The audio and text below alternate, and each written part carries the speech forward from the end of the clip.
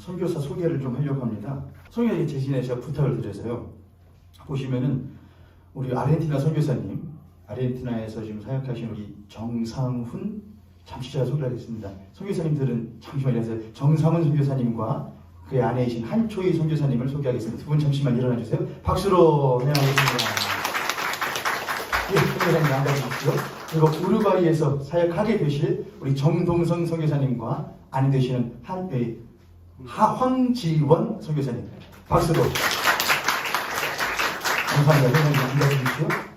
우리 선교사님께 두 아르헨티나 선교사님 먼저 나오시고 그 다음에 우리 우루과이 선교사님 나오시게 될 텐데 제가 설교를 부탁드리지 않았어요. 설교는 하시지 말라. 우리 교회 성도님들 설교 매주 들으신다. 대신에 아르헨티나 선교사님은 선교 보고를 해주시라. 아무튼 긴 시간 동안 선교를 하시고 지금 안식년을 갖기 위해서 들어오신 거니까 그동안의 선교가 어땠는지 선교 보고를 어떻게 짧게 해주시라. 짧게, 최대한 짧게 해주시고 그 땅에서 어땠는지 알려주시라. 뭐가 제일로 힘들었는지, 언제 제일 위기였고 가장 고통스러웠던 순간이었는지 알려주고 싶다. 두 번째, 언제가 제일 은혜스러웠는지, 언제가 제일 내가 선교하면서 가장 역동적이었다고 생각했는지, 그런 좀 선교사님들의 삶이 조금 듣고 싶다. 우리 성도님도 그러실 것 같다. 그래서 이 시간을 좀 그렇게 말해도 좋겠다라고 우리 두 선교사님께 또 아내 선교사님들께 제가 부탁을 드렸습니다. 특별히 또 제가 또 부탁을 드렸는데 아내 선교사님들의 이야기 듣고 싶다. 저는 아내들의 이야기를 듣고 싶다. 그렇잖아요.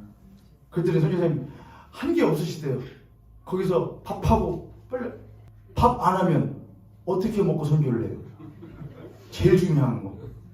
빨래 안 하면 냄새 나는 옷 입고 어떻게 선교해요? 그렇잖아요. 제일 중요한 거. 삶이 궁금하다. 삶을 좀 나눠주시라 해서 설교는 하지 마시고 설교는 많은 다른 교회 가서 많이 하셨을 테니까 삶을 좀 나눠주시고 우리 성도님들도 선교사들이 저렇게 낯선 땅, 이국 땅에서 선교하는구나 좀 나눌 수 있는 귀한 시간 될 수 있기를 바랍니다. 먼저 우리 아르헨티나에서 사역하고 돌아오신 우리 정상훈 선교사님과 한초희 선교사님을 박수로 앞으로 모시도록 하겠습니다. 박수로 모시겠습니다.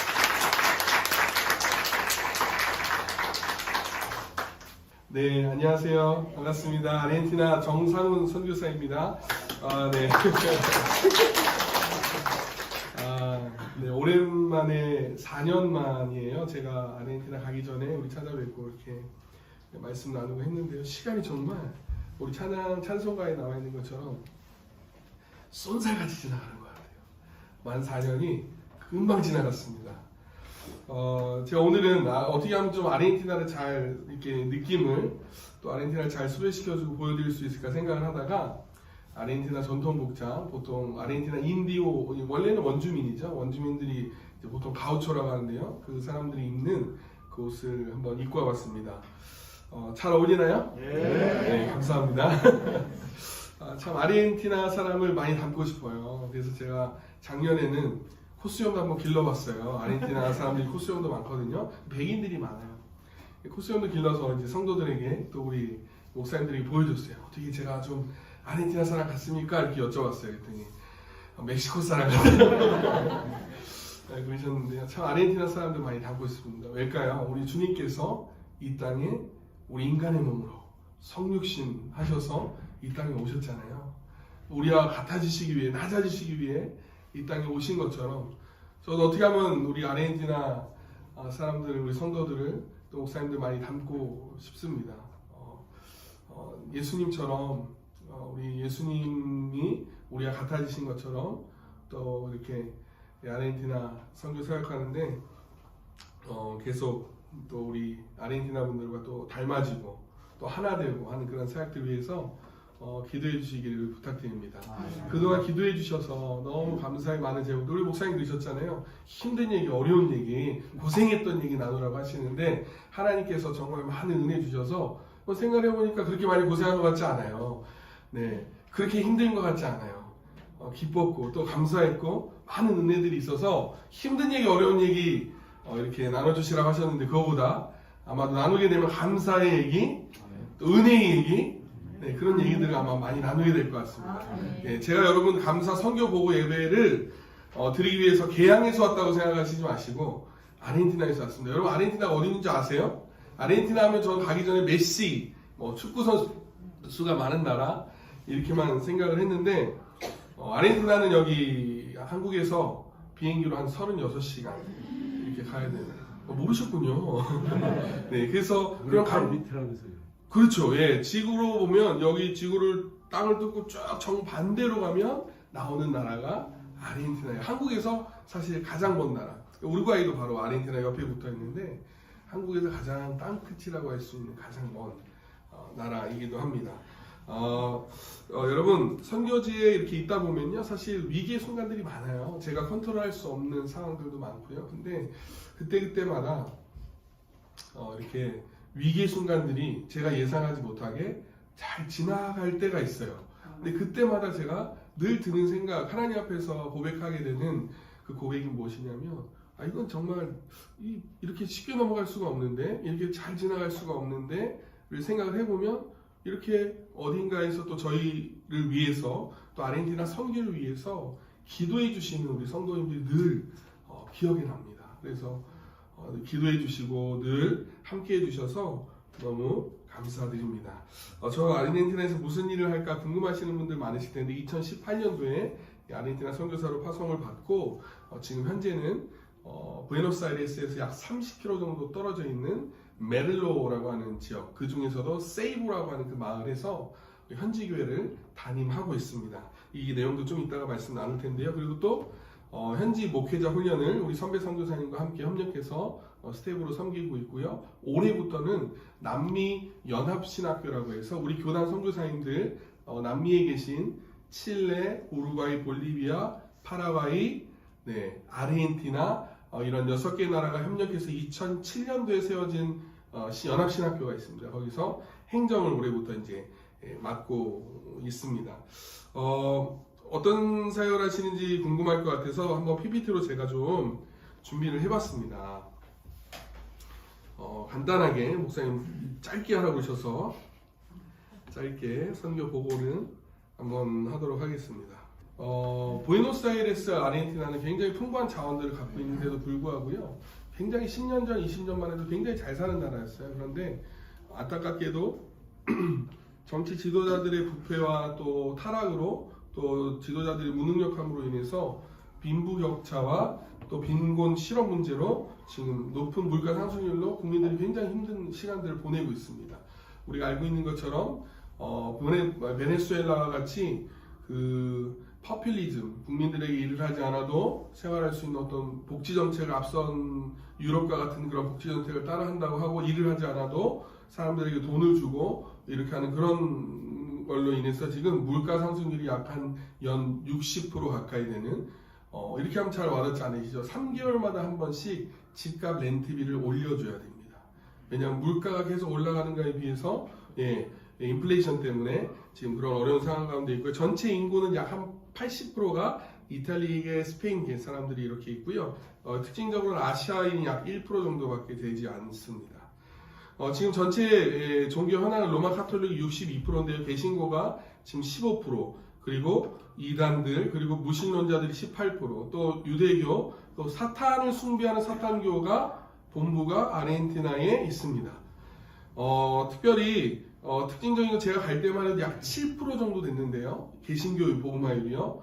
약 한 4년, 5년 사이, 올해 초에 새로 나온 데이터거든요. 약 한 8% 정도의 개신교 숫자가 폭발적으로 증가하는 것들을 볼 수 있는데, 이거는 코로나 때에 많은 사람들이 죽음에 대한 두려움으로 하나님 앞에 나오고 예수 그리스도 영접하는 일들이 일어났습니다. 그래서 무신론제에 있던 인구와 로마 카톨릭, 명목상의 가톨릭 신자들이 이 개신교로 돌아오는 숫자들을 지난번에 있던 데이터에 비하면 차이가 나는 것을 볼 수 있습니다. 그래서 저희 아르헨티나 선교교회 약 17개의 교회가 세워져 있는데 그 중에 2개 교회가 최근에 코로나 기간에 2개 교회가 개척되는 일이 또 은혜가 있었습니다. 복음으로 사람을 세우고 교회를 세운다라고 하는 이런 선교의 핵심 가치를 가지고 있고요. 사람을 세우는 사역을 위해서 제자 훈련, 또 목회자 훈련, 남미연합 신학교 사역, 그리고 아까 말씀드린 아르헨티나 17개의 선결교회 중에 제가 하나의 교회를 지금 담임하고 있습니다. 매주마다 두 차례씩 제자 훈련을 지금 하고 있고요. 많은 분들이 물어보세요. 목사님 지금 현지 교회를 담임하고 계신데 어떻게 안식년 동안 1년 동안 또 안식년 본국 사역을 한국에 오시나요? 이렇게 물어보시는데 감사하게도 리더들이 한 8명의 리더들이 지금 세워져 있어서요. 그분들 중에서는 또 이제 신학생들도 있습니다. 그래서 이분들이 한 달에 한 번씩 돌아가면서 주일 설교, 수요 예배, 토요 중보기도 모임을 이제 인도하고 계세요. 그래서 8분이 돌아가면서 안식년 하고 있습니다. 그래서 성결교회 목회자와 신학생들 이렇게 제자 훈련을 하고 있고요. 목회자 훈련도 한 달에 한 차례씩 월요일부터 수요일까지 2박 3일 동안 합숙으로 3월부터 12월까지 중간에 10월달, 9월달에는 선교여행도 이렇게 갑니다. 그래서 목회자 초교파적으로 이 바나바 목회자 훈련을 하고 있고요. 남미연합신학교 이렇게 졸업하고 또 공부하고 있는 사진인데요. 1년에 두 차례씩 1월달에 셋째 주, 넷째 주, 7월 셋째 주, 넷째 주 2주 동안에 이렇게 남미에서 이렇게 연합신학교를 사역이 가능한 이유는 같은 하나의 언어를 씁니다. 우리 우루과이 선교사님도 같은 남미 스페인어를 씁니다. 그래서 하나의 언어를 하면 하나의 대륙을 섬길 수 있는 그런 아주 선교적으로 전략적으로 굉장히 좋은 지역 가운데 하나가 이제 남미 지역입니다. 이 지금 신학교 사역들을 통해서 현지 목회자들이 지금 배출되고 담임 목사 또 선교사로 헌신하는 일들이 지금 일어나고 있습니다. 지금 여기는 제가 목회하고 담임하고 있는 하나님은 우리의 피난처 교회. 교회 이름이 너무 좋죠? 하나님은 우리의 뭐가 되신다고요? 피난처 교회. 예. 우리 현지 목사님이 약 20년 전에 이제 개척을 하셨어요. 근데 현지 목사님 제가 막 가게 됐을 때 이제 건강이 안 좋으셔서 소천하시게 되고 담임 목회자가 없는 가운데 목사님이 건강이 안 좋고 떠나니까 이제 성도님들도 사실 좀 많이 떠났어요. 그래서 제가 우리 선배 목사님이 간지 막 1년 됐을 때예요. 언어로 스페인어로 기도도 못할 때였는데 이 교회를 좀 맡으면 좋겠습니다. 임시로 목회자가 세워질 때까지. 그래서 지금 이 교회를 3년째 제가 하고 있습니다. 감사하게도 그때는 한 5가정 정도만 남았는데 어저께 이제 보고하느라고 연간 10년 목회 계획이 있어서 이제 보고하고 보니까 감사하게도 저희가 한 50명 정도 되는 성도님들이 지금 이렇게 세워져 있습니다. 여성 모임 또 이렇게 청소년 모임 하고 있는 모습이고요. 작년에 이제 오기 전에 완전 올해죠. 7월달에 오기 전에 세례를 줬던 그때 마침 우리 정준성 교사님 가정도 성교 리서치를 위해서 이 예배에 참석을 하셨었어요. 그래서 우리 옆에 있는 이름이 앙켈입니다. 앙켈이 한국말로 이제 천사고요. 오른쪽에는 천사, 왼쪽은 임마누엘. 이 두 형제가 예수님을 영접하고 세례를 이때 받았습니다. 네, 이곳은 이제 어린이 방과후 교실을 이렇게 하고 있는 모습이고요. 또 예배 후에 바이블 타임으로 묵상 나눔을 하고 있는 모습입니다. 이 사진은 왼쪽 사진은요. 옆에 가운데에 이 빨간 옷을 입고 있는 자매 보이시죠? 이거는 지셀라 선교사라고요. 저희 교회가 파송하고 후원하는 선교사입니다. 놀랍죠? 저희 교회가 빈민천에 세워져 있거든요. 이 내용도 이따가 좀 잠깐 나누기 원하는데요. 처음 지금 현재 저희가 두 가정의 선교사를 후원하고 있습니다. 그리고 한 가정의 개척교회를 목사님 가정을 지금 후원하고 있습니다. 이 내용도 이따가 좀 나누도록 하겠습니다. 이 사진은 한 달 전에 어린이날은 아르헨티나 이제 얼마 전에 있었는데요. 그때 저희 리더들이 제가 이걸 좀 하면 좋겠다 한 것도 아닌데 리더들이 어린이날을 맞아서 좀 아이들도 초청해서 어린이 이렇게 복음 잔치를 하면 좋겠다 해서 이렇게 어린이들을 위한 초청 잔치를 한 모습이고요. 그 이후에 이제 영상도 이렇게 영상이에요. 이렇게 스킷 드라마도 만들어서 아이들에게 들려주고 복음이 담긴 메시지를 하는 사연을 보냈어요. 해서 참 너무 감사했어요. 목회자가 요청할 수도 있고 이런 사역들을 하면 어땠습니까? 할 수도 있는데 리더들이 마음이 하나가 돼서 이 사역들을 위해서 헌신하고 또 하나님 앞에 아이들을 위해서 복음을 전하는 메시지 또 예배 전에 같이 함께 기도하고 또 하는 모습들. 어린이가 오면 아이들이 오면 항상 누가 따라와요? 어른들이 오죠. 그래서 어른들이 와서 또 어른들도 복음을 듣고 같이 함께 사진도 찍고 하는 그런 모습입니다. 이 사진은 저희가 어린이 예배실로 사용되던 곳이에요. 오른쪽 곳은 창고가 아니라요. 어린이 예배실로 사용되던 곳인데 저희가 감사하게도 팬데믹 기간에 약 2년 반 동안 저희가 어린이 예배실을 건축을 했습니다. 어때요? 너무 좋죠? 근데 이거는요, 제가 좀 은혜를 나누자면, 제가 선교사고 하니까 한국에도 요청을 해서 후원도 모금을 해서 건축할 수 있잖아요, 그죠? 근데 그렇게 하지 않았어요. 그렇게 하지 않고 우리 교회가 빈민촌에 세워져 있는데 우리 아이들을 위한 예배 공간인데 우리가 좀 헌금을 하고 늦게 돼도 좋습니다. 1년이 되고 2년이 되고 뭐 더 늦어도 괜찮습니다 해서 했어요. 벽돌 하나 성도님들이 가지고 오시고 또 시멘트도 뭐 1kg 뭐 한 20kg짜리 이렇게 못 사요. 교회가 빈민촌에 있어서 그렇게 여유가 안 돼요, 성도님들도. 그래서 그냥 시멘트도 1kg, 5kg, 뭐 타일도 몇 개 집에 있는 것 같고 뭐 그렇게 해서 약 2년 반 동안 이렇게 어린이들을 위한 예배 공간을 잘 할 수 있었습니다. 그와 더불어 갔을 때 이게 화장실인데요. 그 전에 화장실이 없었어요. 하나로만 있었어요, 화장실도. 하나를 가지고 남녀가 같이 쓰고 문도 제대로 안 닫혔어요. 그래서 저희 아이들이 아빠 불러서 앞에서 문을 좀 잡아나가고 그런 상황이었는데 하는 공사하면서 또 이 비용도 저희가 기도하면서 이 재정들을 보면 조그마한 공간이거든요. 화장실도 그렇고 예배실도요. 근데 그거를 2년 반 동안 저희 성도님들이 하나님께 이렇게 또 봉헌하고 또 아이들을 위해서 이런 예배 공간 화장실을 너무 럭셔리하죠. 제가 얼마나 자부심 있는지 이렇게 만들어 놓으니까 우리 교회 리더들이 걱정을 하더라고요. 목사님 이거 도둑 들면 큰일 난다. 이 앞에 새 창살을 해야 된다고. 근데 실제로 그렇습니다. 저희 교회도 얼마 전에 도둑이 들어가지고 선풍기도 훔쳐가고요. 막 그런 일들이 있었어요. 그래서 제가 그랬어요. 이것까지 와가지고 훔쳐가면 어쩔 수 없다. 이렇게 해서 이렇게 하고 제가 이거 참 감사한 우리 모형교회 성도님들께 또 목사님께 너무 감사한 하나의 또 이걸 하고 싶은데 작년에 우리 모형교회 27주년 이런 예배가 있었잖아요, 그죠? 그때 우리 모형교회에서 귀한 헌금 25만 원 헌금을 주셔서 저희 교회 처음으로 이 난로를 놨습니다. 저희 아르헨티나도 한국처럼 눈 오는 추운 겨울은 아니지만 영상 10도까지 떨어지면 습해가지고 굉장히 춥거든요. 특별히 이제 또 그때 예배 훈련이나 이렇게 훈련하고 있을 텐데 이게 없었어요. 근데 이렇게 헌금을 보내주셔서 저희 성도들이 너무나 따뜻한 마음으로 추운 겨울이었는데요. 이렇게 난로를 놓을 수 있었습니다. 그래서 이걸 놓고 나서요. 우리 리더들이 얼마나 기쁜지 사진을 찍어서 보냈어요. 영상. 목사님 뜨거워요. 추운데 그동안에 너무 추워서 이게 없었는데 이거 보이시죠? 조그만 난로 보이세요? 저게 원래 저게 그 성도 중에 제일 나이 많으신 연세분이신 분이 갖고 왔던 그거 하는데 이 펑펑거리고 위에가 양철짐으로 돼 있어서 보온이 안 돼요, 사실. 그래서 요렇게 오른쪽에 가운데에 난로를 놓고 이렇게 저희가 따뜻하게 예배드리고 있습니다. 네.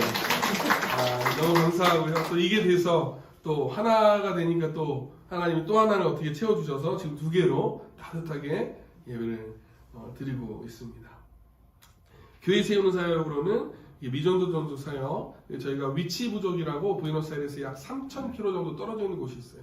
감사하게도 저희 아르헨티나 선교교회 중에 몇몇 목사님들이 선교에 대한 은혜를 받고 선교사로 또 헌신하는 일들이 일어나고 있고요. 또 선교에 대한 관심들이 많이 일어나고 있어요. 그래서 지금 그곳에 1년에 2차례씩 4월달과 9월달에 올해도 지금 다녀왔는데요. 그곳에 베이스 캠프를 놓고 이 사역들을 하기 시작했습니다. 그래서 목회자 훈련 그리고 또 그곳에서 있는 인디어 목회자 훈련이랑 또 어린이 사역들을 지금 같이 하고 있습니다. 1년에 2차례씩 지금 가고 있는데요. 그래서 이 사역들을 위해서도 기도해 주시면 감사하겠습니다. 이렇게 이 아주 메르세데스 벤츠, 그래도 무려 벤츠 트럭인데 이게 굉장히 오래된 트럭인데 한 5번 넘어졌어요. 막 짐을 하도 많이 싣고 가니까요. 이 막 차가 안 좋고 하니까 넘어졌어요. 몇 번, 5번. 그래도 하나님의 선교 사역은 멈춰지지 않고 계속 해마다. 저 깜짝 놀래 5번 넘어졌는데 이게 또 일어날까 했는데 또 일어나더라고요. 하나님 계속 이 사역들을 이뤄가게 하십니다. 네, 이렇게 끝인 것 같습니다. 네, 이렇게 사역들을 하고 있고요. 아까 말씀드린 대로 몇 가지 제가 아르헨티나 선교 사역에 대한 시간을 제가 체크하면서 보고 있습니다. 아르헨티나 선교 사역에 대한 그걸 하기 전에 사실 저는 지금 아르헨티나에 있지만 그 아프리카 선교사로서의 하나님의 부르심이 있었어요. 그래서 신대원을 마치고 저는 아프리카로 가리라 생각을 하고 준비하고 선교 훈련도 나름대로 받고 여러 많은 준비 과정들을 거치고 이제 졸업할 때가 또 딱 아프리카로 갈 거라고 생각했는데 또 하나님이 저를 어디로 인도하시냐면 태국으로 인도하셨어요. 그래서 태국에서 한 5년 만으로 5년 정도 사역을 한인교회에서 부교육제를 사역을 하고 계속 선교에 대한 그 마음들이 있어서 선교사 훈련을 받고 이제 2년 동안 선교사 훈련을 받고 이제 아르헨티나로 이렇게 가게 됐습니다. 그런데 태국에서 한국으로 들어올 때 아내랑 그런 대화를 나누었어요. 여보, 가능하면 우리가 아직 젊으니까 또 우리 아이들이 아직 어리니까 가능하면 선교사가 좀 많이 없는 곳에 또 가지 않으려고 하는 곳에 좀 가면 좋겠다, 그런 이야기들을 나눴어요. 그 이유 중에 하나가 태국에는 동남아시아 지역에 사실 선교사님들이 많이 지원을 합니다. 선교사님들이 많으시고요. 또 부교육자로 있을 때만 하더라도 많은 선교팀들이 오는 것을 볼 수 있었어요. 그래서 가능하면 아직 우리가 젊으니까 선교사가 없는 곳, 교회가 세워지지 않은 곳에 가면 좋겠다, 이런 기도들을 했는데요. 이제 아르헨티나로 가게 됐습니다. 아르헨티나는요, 시간도 반대예요. 정반대, 12시간이 느려요. 계절도 반대입니다. 여기가 여름이면, 겨울이면 아르헨티나는 이제 여름이 돼요. 그리고 문화도 너무 많이 달라요. 예배도 주일 저녁에 보통 드려요. 대부분의 아르헨티나. 그리고 음식 문화도 다르고요. 사람들도 많이 다릅니다. 치안도 사실 많이 좋지 않아요. 그리고 법적으로 원래 이렇게 인종차별도 금지되어 있지만 대부분이 백인분 사람들이다 보니까 우리 아이들이 이렇게 지나가면 이렇게 눈을 이렇게 하면서 치노 이렇게 얘기하기도 합니다. 인종차별도 있는 건 이제 치노 이제 이런 말은 이제 중국 사람이다 이제 이런 표현이거든요. 제가 선교 리서치를 마치고 아르헨티나를 간다고 했을 때 이제 저를 아끼고 사랑해 주시는 목사님들이 그런 조언과 반대가 있었습니다. 뭐냐면 뭘까요? 왜 반대했을까요? 위험하다고요. 네. 그것도 맞는데 너무 멀다는 거였어요. 너무 멀다. 왜 굳이 아르헨티나에 이미 태국말도 할 줄 알고 태국에 이미 가족들도 적응하고 자녀들도 적응하는데 왜 굳이 다른 나라를 가려고 그러냐고. 너무 멀다. 두 번째는 비효율적이라는 거예요. 무슨 말이냐면 동북아시아에서 한국에서 파송받은 선교사가 아르헨티나를 간다는 것은 너무 비효율적인 선교사라는 거예요. 왜요? 효율적이라는, 선교사를 보내면 교회에서 선교팀도 같이 갈 수도 있고 방문도 하고 선교사를 협력해서 도울 수도 있는데 그렇게 멀리 가면 어떻게 그곳에서 같이 협력해서 사역들을 할 수 있냐는 거예요. 그래서 그곳은 비효율적이고 거기서 가장 효율적으로 선교할 수 있는 곳은 어디냐면 북미권, 캐나다나 미국 쪽에서 선교하는 것이 더 효율적이다, 이런 얘기들을 했었습니다. 마지막으로는요, 어떻게까지 얘기하신 분이 있었냐면 아르헨티나는 남미는 선교지가 아니야, 이렇게 얘기하시는 분도 있었어요. 왜 그러냐면 가톨릭 국가는 시급한 선교지가 아니라는 거예요. 선교학적으로도 미전도 종족이라고 구분할 때 복음화율이 약 3%가 되지 않는 지역을 미전도 종족이라고 구분합니다. 그 얘기 무슨 얘기냐면 지금 이 시대에 가장 시급하게 복음의 돌파가 일어나야 되는 곳이 바로 그 미전도 종족이라고 하는 거예요. 그래서 남미는 가톨릭 국가고 이미 오순절 교회가 붕의 역사가 일어난 경험이 있는데 그것은 선교지가 아니야, 이런 얘기들이 있습니다. 저는 이런 점에서 이런 세 가지 이유들을 생각해 볼 때 아르헨티나는 영적 선교지로 볼 때 영적 사각지대라고 생각을 합니다. 그래서 선교사 가지 하려고 하지 않아요. 지난달에 미국의 애틀란타에서 중남미 선교사 전략 회의가 있었습니다. 근데 놀랍게도 어떤 데이터가 나왔냐면 중남미 선교사들의, 특별히 그 중에서도 멕시코 지역의 한 지역의 선교사님의 평균 연령이 60대가 넘었습니다. 이게 무슨 얘기냐면 계속해서 선교사가 지원이 되고 선교사가 계속 그 사역들을 이어서 그 사역들을 감당할 수 있는데 지금 당장 선교사가 오지 않으면 이 사역을 계속 이어갈 수 없는 그런 상황에 놓일 수 있다는 거예요. 이런 의미에서 남미는 영적 사각지대와 같다고 이렇게 생각을 합니다. 그런데 저희가 이제 아르헨티나를 가게 된 결정적인 이유가 있습니다. 선배 선교사님이 이렇게 안식년 때 오셨는데 그래서 저를 만나자고 그러시는 거예요. 맛있는 거 사주신다는 거예요. 근데 좀 느낌이 이상한 거예요. 왜 날 만나려고 그러시지? 맛있는 사람에서 만나서 대화 나누는데 그런 얘기를 하시는 거예요. 선교사님, 아르헨티나로 좀 오십시오. 그렇게 해서 이제 물론 아르헨티나 가기, 그 선교사님 하신 이유가 뭐냐면 본인이 약 20년 동안 지금 후배 선교사와 같이 동역할 수 있는 선교사를 보내달라고 기도하고 있대요. 여러분 몇 년이요? 20년. 몇 년이요? 2년도 아니고 20년을 기도했대요. 전 너무 깜짝 놀랐어요. 그 얘기가 충격이었습니다. 저에게는. 그리고 또 얘기하시는데 20년째 지금 사역을 하고 있는데 선교팀을 단 한 번도 받은 적이 없으시대요. 선교지에서. 근데 제가 그때 갑자기 딱 그 말씀을 드는 생각이 뭐예요? 아내랑 비행기에서 무슨 대화를 나눴어요? 하나님, 선교사가 많이 가지 않으려고 하는 곳에 좀 저희 보내주십시오. 그래서 저는 사실 중동이나 저기 알제리아, 북아프리권 뭐 이런 그 무슬림권 지역이 있거든요. 그쪽으로 가지 않을까 이렇게 좀 저는 내심 생각을 했었어요. 그런데 저는 이 선배 선교사님 말씀을 듣고 이것이 하나님이 주신 하나의 사인으로 또 믿고 받아들이고 아르헨티나로 가게 됐습니다. 아르헨티나에 처음 갔는데요. 다시 뭐가 됐을까요? 다시 어린아이가 됐어요. 왜요? 말을 못해요. 태국에서 이제 태국어도 내 마음대로 열심히 유치하고 다녔는데 말을 못해요. 예배를 드리러 가는데 오늘 목사님 이렇게 찬양하시잖아요. 우리 현지 예배도 가면 엄청 뜨겁거든요. 엄청 그 성령의 임재가 뜨겁거든요. 막 옆에서 막 은혜를 받고 막 눈물을 흘리고 예배를 드리는데 무슨 말인지 모르겠어요. 집에 들어가서 이 찬양을 가사를 적어놨다고 들어가서 구글로 검색을 해보니까 와, 이런 또 이걸 번역기로 돌려서 이걸 내용을 보니까 와, 이 너무 은혜로운 거였어요. 여보 일로 와보라고 그래서 같이 아내랑 보면서 여보 이 찬양이 이런 내용이었다고 그러면서 아내랑 또 같이 함께 나누고 또 같이 울고 다시 언어를 배워야 되는 어려움이 있었습니다. 아무도 모르고 사실 그러고 나니까 동남아랑 또 느낌이 다르더라고요. 그냥 혼자 여기에 툭 떨어지는 느낌. 물론 한인분들도 있지만 저희가 뭐 한인분들을 만날 이유가 없거든요. 사실 현지인들 사역을 하기 때문에. 아르헨티나는 약 2만 명 정도의 한인분들이 계십니다. 그렇게 해서 이제 가는데 또 혼자 홀로 떨어져 있는 듯한 그런 느낌. 우리 선배 선교사님들이 선배 선교사님 가정이 또 잘 케어를 해주셔서 그렇게 하셨지만 그러면서 이제 선교지를 왔다 갔다 하면서 왜 하나님이 나를 아르헨티나로 보내셨을까? 그러면서 이제 마음에 태국과 한국에 이렇게 보니까 이렇게 사랑하는 사람들이 많은 거예요. 보고 싶은 사람들이 많은 거예요. 근데 이제 그 마음 가운데 제가 참 홀로 있는구나. 하나님이 저를 홀로 서게 하는 그런 시간들을 허락하셨던 것 같아요. 그러면서 이제 마음이 드는 거죠. 항상 내가 지금 이렇게 목회를 하고 선교를 하다 보면 내가 지금 잘하고 있는 게 맞나? 그럴 때가 들잖아요.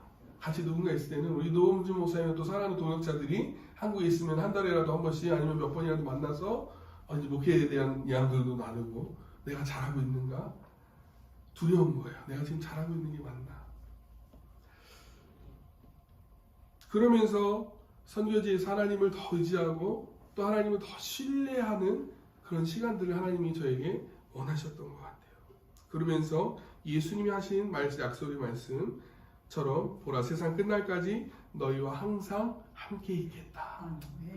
그 말씀이 예수님 어떤 아무 누구에게나 이 얘기를 죽어주는 것이 아니라 예수님을 나의 주님으로 예수님을 나의 구원자로 모시고 살아가는 그 모든 주님의 제자들에게 주신 명령이고 약속이잖아요. 참 저에게 깊은 하나님의 위로로 이렇게 다가왔었습니다. 현지 교회에 도착을 해서 이제 아까 말씀드린 대로 교회에 이제 목회를 부탁을 받았는데요. 저희 교회 지역은 우리 성도들도 어떤 지역이냐면 여기 모현동은 어떤 지역인가요? 사람들이 막 모이고 싶어하는 오고 싶어하는 지역인가요? 익산의 강남입니다. 아 익산의 강남입니까? 몰라면서 죄송합니다. 그렇군요. 안 그래도 어저께 그 말씀을 얘기를 좀 해주셨어요. 여기 아주 모현동에 대해서. 근데 여기 저희 세이보라고 하는 지역은요 사람들이 다 떠나고 싶어하는 지역이에요. 무슨 말이냐면 좀 안정적이고 생활이 조금 나아지면 좀 떠나고 싶어하는 지역이에요. 늘 강력범죄가 일어납니다. 아침 저녁으로 강도들이 많고요. 네, 저녁에도 이렇게 총소리가 늘 나고요. 예, 마약하고 또 중독돼 있는 사람도 참 많습니다. 그리고 우상 숭배하는 사람들도 많아요. 운반다라고 해서 사탄을 숭배하고 그런 사람들도 교회 가까이에 있습니다. 어느 날 교회 도착하니까 까만색 봉투가 이렇게 놓여져 있는데 거기에 보니까는 이제 제사를 드리고 난 사체들 이렇게 뭐 이렇게 한 그런 것들. 제가 아르헨티나 이름으로 베르나베거든요. 한번 따라해볼까요? 베르나베. 네. 이게 뭐냐면 스페인어로 이제 바나바예요, 바나바. 근데 제 이름으로 그 주술사들이, 그죠? 제 이름으로, 제 이제 목회자인 걸 아니까요. 영적 세계를 알잖아요, 그들도. 그러니까 제 이름을 저주를 하는 거죠, 놓고. 그럼 또 막 리더들이 호들갑스럽게 막 와요. 와가지고 막, 목사님 큰일 났다고, 여기. 이렇게 제 주술을 하고. 그럼 데려다가 그 예수 그리스도의 이름으로 모든 악한 영들을 결박하고 또 그를 자유케 하고 이 지역을 하나님의 통치와 다스림을 가운데 하나님 나라가 임하도록 또 기도하고 예수 그리스도의 이름으로 어둠에 묶인 영들을 어둠에 묶인 사람들 자유케 하고 풀어내는 그런 기도 사역들. 그래서 매주 토요일마다 중보기도 모임이 있어요.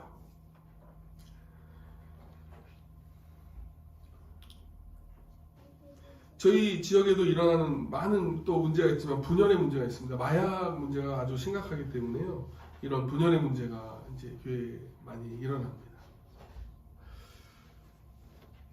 그렇게 이제 성도들 데려다 놓고 이제 묵상 훈련을 처음 시작해 5가정 이렇게 남은 상황에서 묵상 훈련을 했어요. 처음에 어떻게 했을까요? 할렐루야!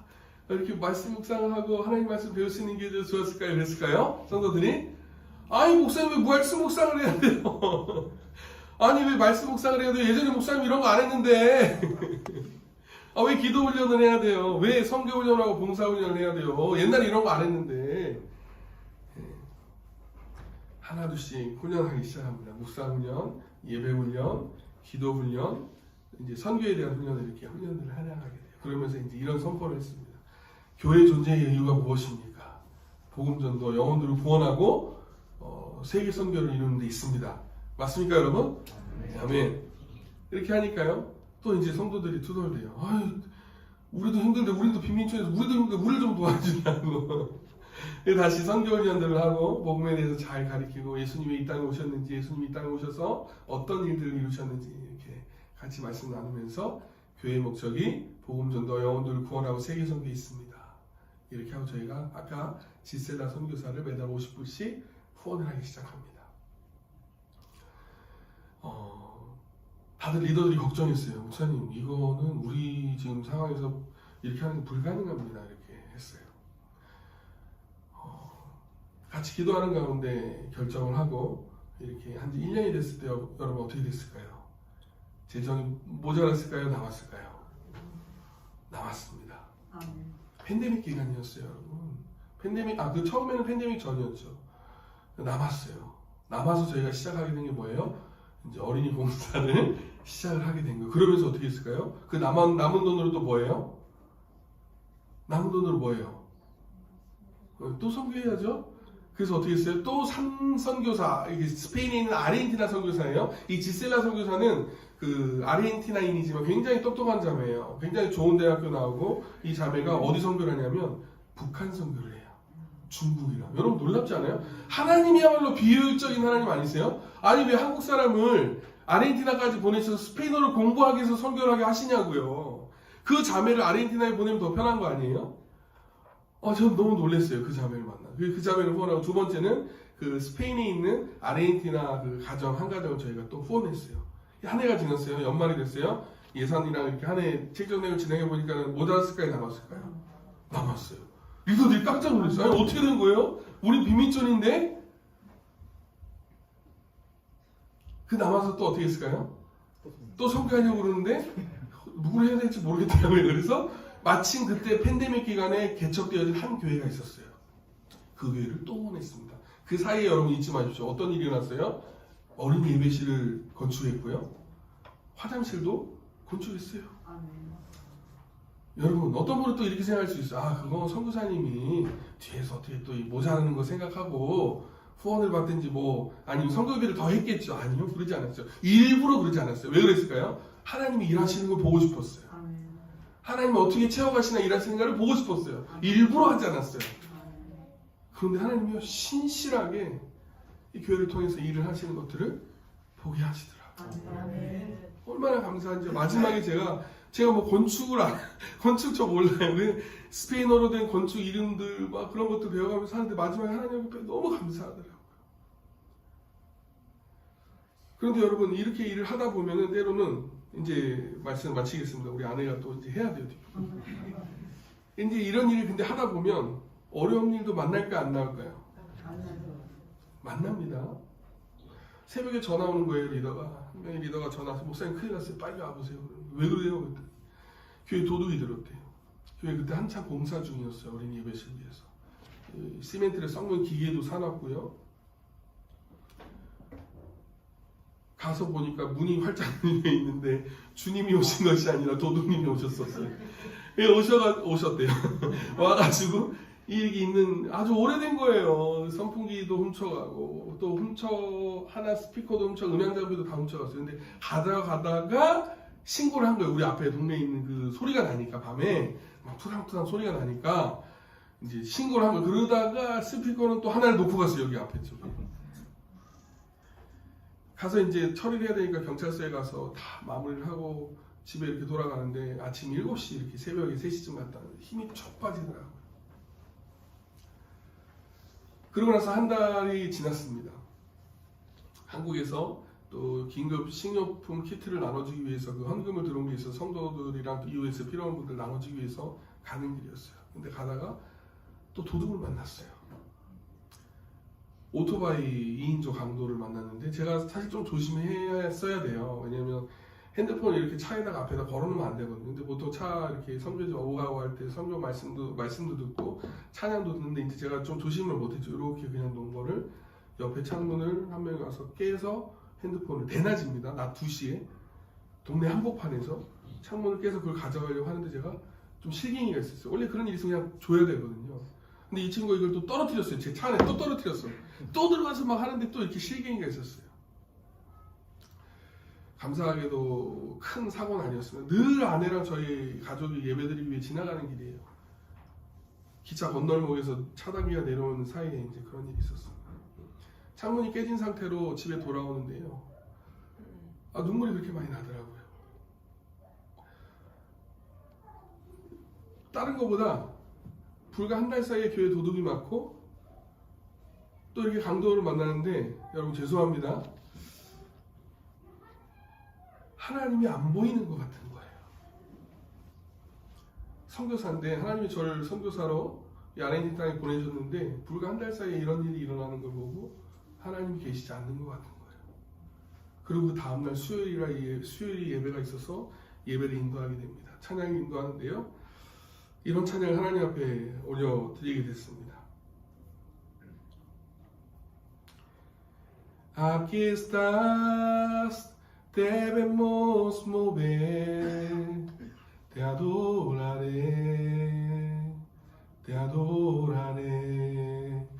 주 여기 함께 하시네.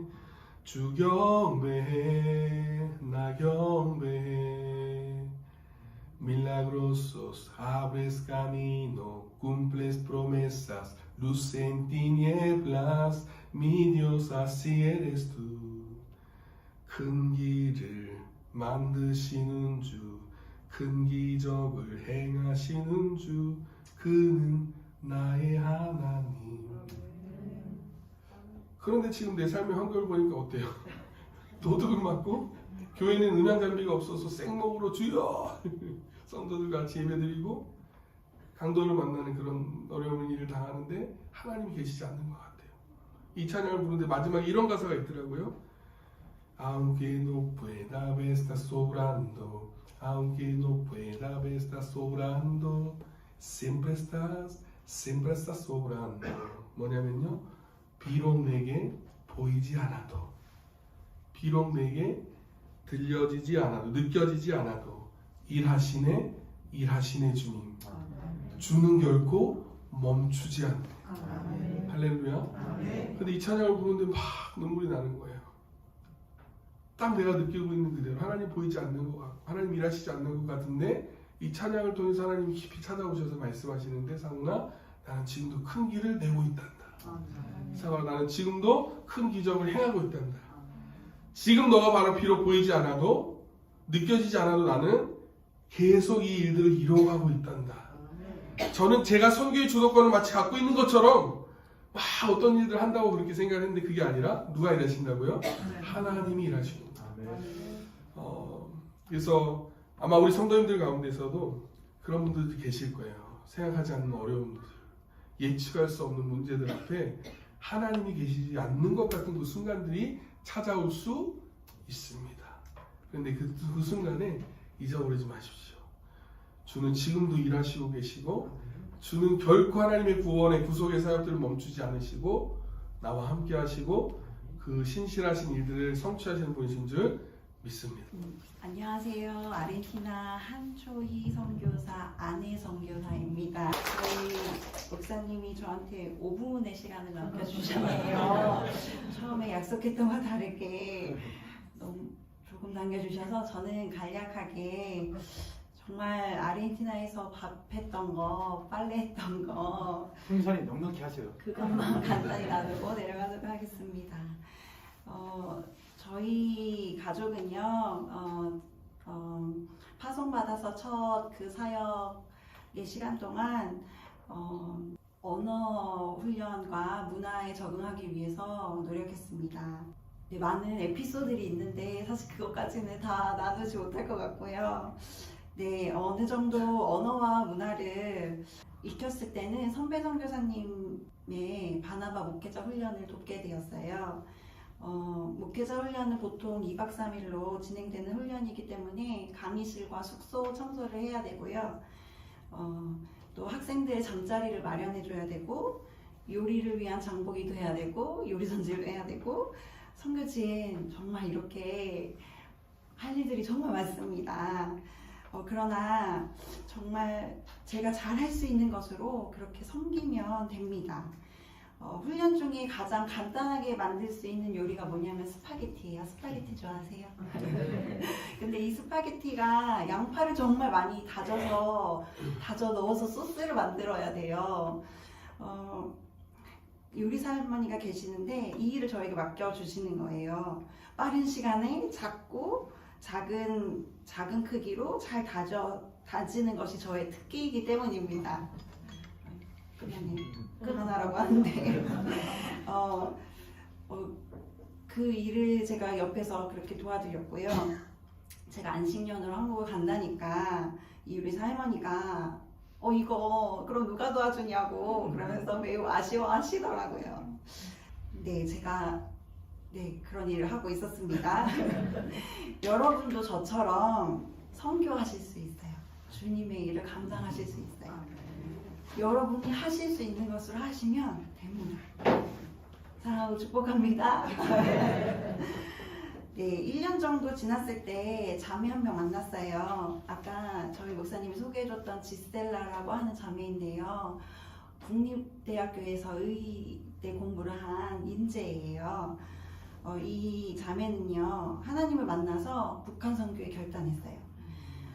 이미 연면에 들어가서 단기 선교도 경험했고, 북한 안에 들어가서 관광도 하고 한 경험이 있어요. 이 친구가 그걸 마치고 아르헨티나에 들어갔을 때 저희 선배 선교사님을 만나게 됐고, 저는 이 친구가 한글을 알 수 있도록 한글 공부를 가르쳐 줬어요. 제가 유창한 언어 실력으로 막 가르쳐 줬을까요? 스페인어를 막 떠듬떠듬 하면서 막 가르쳐 줬는데요. 막 가끔은 인터넷이나 구글 번역기를 막 찾아가면서 이렇게 한글을 알려줬어요. 근데 갑자기 그런 생각이 드는 거예요. 아까 저희 목사님 말씀하셨지만 하나님 왜 이렇게 선교를 하셔야 되냐고. 나는 한국 사람인데 지구 반대편에 가서 스페인어를 다시 언어를 배운 언어를 배우는 아이처럼 다시 그렇게 스페인어를 공부하고 있고, 이 친구는 한글을 저한테 이해도 되지 않는 말로 설명하는 저의 그 설명을 들으면서 한글을 배워야 되고, 참 하나님의 선교 방법이 아이러니하다라는 생각들을 한 적이 있었습니다. 근데 감사하죠. 저희는 북한에 직접 들어가지 못하잖아요. 저희 형제국인 나라의 영혼들을 사랑해서 참 애쓰고 있는 모습이 너무 사랑스럽고 고맙더라고요. 저는 되게 부족한 사람이라서 하나님의 크신 뜻도 다 이해하지 못하는데, 그런데 그런 믿음이 있어요. 하나님의 방법으로, 하나님의 시간에 하나님의 뜻을 이루실 거다. 그래서 내가 해야 될 일은 하루하루 내가 부르신 곳에서 하나님의 말씀을 듣고 그 말씀에 순종하며 살아가는 거겠구나. 제가 이렇게 한국에 들어와 있잖아요. 4년의 사역을 마치고 이렇게 한국에 들어와서 저의 사역을 제가 스스로 평가하게 되는 시간들이 막 돼요. 근데 눈에 보여지게 이룬 사역이 별로 없는 것 같아 보이는 거예요. 저는 집에서 아내 선교사로 일하다 보니까 그래가지고 나는 뭘 했지? 막 이런 낙담이 되어지더라고요, 처음에는. 근데요, 지난주 이제 말씀을 통해서 하나님은 깨달음을 주시더라고요. 여기 안식년으로 들어오는데 저희 아이들이 한국을 안 가겠다는 거예요. 너무 적응을 잘했어요. 거기 친구들도 있고, 거기 우리 교회도 있고, 우리 집도 있으니까 한국에 안 온대요. 아르헨티나에서 친구들이 학교 다니고 그러고 싶대요. 그 정도면 적응을 너무 잘했잖아요. 하나님이 우리 가족이 잘 지내고 그곳에서 커다란 어려움 없이 잘 지내도록 하나님이 일하셨다. 그런 부분들이 너무 감사하면서, 네, 낙담보다는 감사가 더 많이 일어나더라고요. 네, 가끔 저희 남편 목사님 말씀하셨지만 이렇게 저희 아이들이 지나가면 막 눈 찢으면서 막 이렇게 웃어요. 막 이렇게 아시안인이라고. 그리고 그거 되게 황당한 일이 또 있었는데, 저희 아랫집 아저씨가 너네는 한국 사람 개고기 먹지 않냐고 막 그런 인종차별적인 발언도 하면서 공격할 때도 있어요. 그럴 때는 그런 사람들이 참 마음으로 품어지기가 참 어려웠어요. 미웠어요. 그런데 아르헨티나는 사실 그런 사람만 있는 건 아니에요. 저희 성도들 아까 보셨잖아요. 저희가 문법이랑 단어랑 다 틀려서 얘기를 하는데요.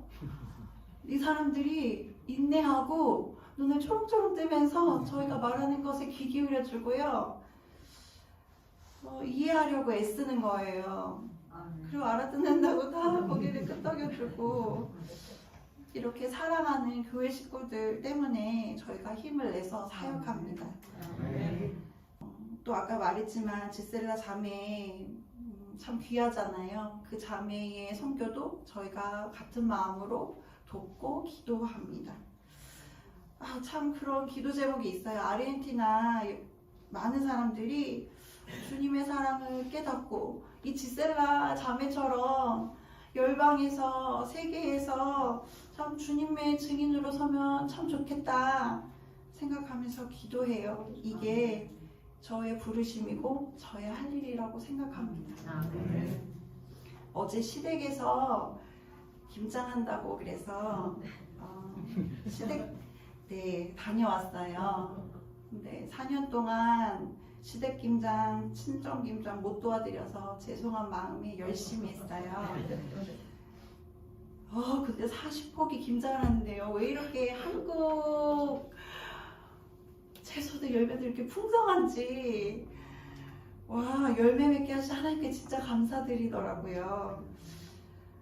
그것처럼 저희 가정이 아르헨티나에서 잘 적응하고 잘 지내도록 하나님이 베풀어 주신 은혜와 사랑에 참 감사드리면서 하나님이 하셨다.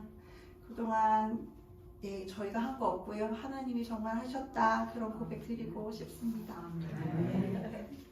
자, 이제 우루과이 선교사님 두 분을 앞으로 오셔서 말씀 나누도록 또 은혜를 나누도록 하겠습니다. 나오실 때 뜨거운 박수로 모시겠습니다. 박수.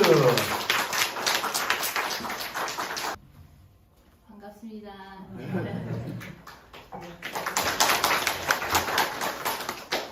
이렇게 항상 남편의 앞에 선 모습만 보고 지내다가 이렇게 제가 앞에 서니까 되게 떨리고 네, 그래서 조금 준비해서 보면서 하겠습니다.